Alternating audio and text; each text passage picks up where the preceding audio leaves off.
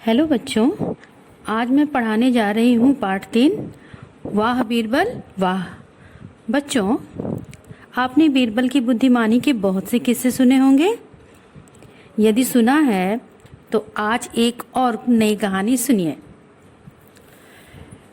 बादशाह अकबर के राज्य में बड़े बड़े सेठ और व्यापारी रहते थे। उनके पास धन की कोई कमी नहीं थी। एक दिन एक धनी व्यापारी के घर में चोरी हो गई। चोर उसका सारा धन जेवर आदि चुरा कर ले गए। घर में बर्तन और कपड़ों के सिवाय बाकी कुछ नहीं बचा था। वह रातों रात कंगाल हो गया था।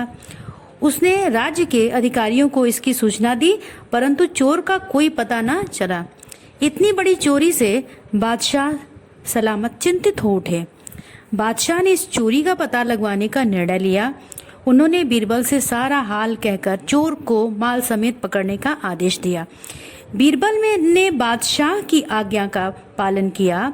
उन्होंने उस व्यापारी को बुलवाया और पूछा, तुम्हें किसी प्रकार का संदेह है? यदि किसी पर संदेह हो तो स्पष्ट बता दो, घबराओ नहीं। तुम्हारी सारी धन संपत्ति मिल जाएगी। व्यापारी को बीरबल की बातों से बहुत ढांढस बंधा। बादशाह भी उस समय वहां मौजूद थे। जहां पना, मेरा यह अनुमान है कि नौकरों ने ही मिलकर यह काम किया है। बाहरी आदमी को इतनी जानकारी नहीं हो सकती, किंतु यह भी सच है कि मैंने किसी को अपनी आंखों से ऐसा करते नहीं देखा, इसलिए मैं किसी भी नौकर का नाम नहीं बता सकता, व्यापारी ने उत्तर दिया। बीरबल ने सिपाही भेजकर व्यापारी के सभी नौकरों को बुलवाया। जब सभी नौकर आ गए तो बीरबल ने समान आकार की लकड़ी की बहुत सी पट्टियां मंगवाई। उन पर मंत्र पढ़ने का ढोंग करके एक एक लकड़ी प्रत्येक नौकर को दे दी और कहा, आज रात को ये लकड़ियां तुम लोग अपने अपने पास रखो। कल सुबह लाकर मुझे दिखाना।